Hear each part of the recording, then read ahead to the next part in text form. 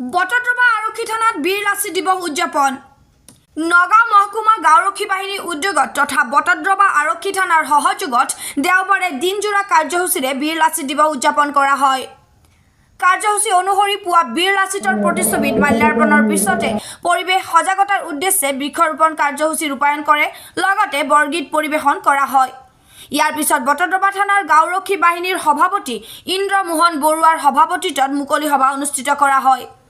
গাম্ভীৰ্যপূৰ্ণ সভাখনিত গাঁওৰক্ষী বাহিনীৰ মুখ্য উপদেষ্টা ৰঞ্জিত মজুমদাৰ, বটদ্ৰৱা আৰক্ষী থানাৰ ভাৰপ্ৰাপ্ত বিষয়া বীৰেন কলিতাৰ লগতে নগাঁও মহকুমা গাঁওৰক্ষী বাহিনীৰ বিষয়ববীয়াসকল উপস্থিত থাকে।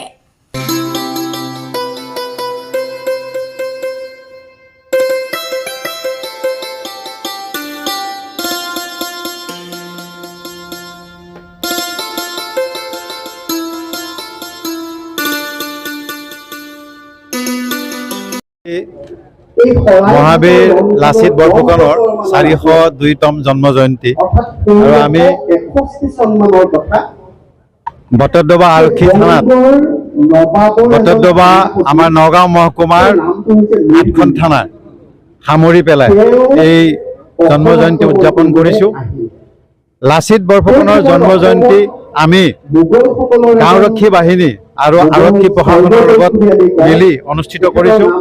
গাঁওৰক্ষী বাহিনীয়ে এই লাচিত দিৱস উদযাপন কৰাৰ মূল কথাই হৈছে যে আমি আমাৰ গাঁওখনক সংৰক্ষিত কৰি ৰাখিব লাগে আৰু গাঁওখনক সংৰক্ষিত কৰিবলৈ হ'লে আমাক সাহস লাগিব, উদ্যম লাগিব, প্ৰেৰণা লাগিব, সততা লাগিব আৰু এই সকলোখিনি আমি লাচিত বৰফুকনৰ তেওঁৰ নেতৃত্বত দেখা পাইছিলোঁ আৰু তেখেতৰ নেতৃত্বক যদি আমি অনুকৰণ কৰোঁ তেতিয়াহ'লে আমি আমাৰ গাঁওখনক স্বাৱলম্বী কৰি আমি ৰাখিব পাৰিম আৰু আমাৰ গাঁওখনক সুৰক্ষিত কৰি ৰাখিব পাৰিম। সেয়েহে আজি আমি সামূহিকভাৱে ইয়াতে লাচিত বৰফুকনৰ এই 402তম জন্ম জয়ন্তী পালন কৰিছোঁ।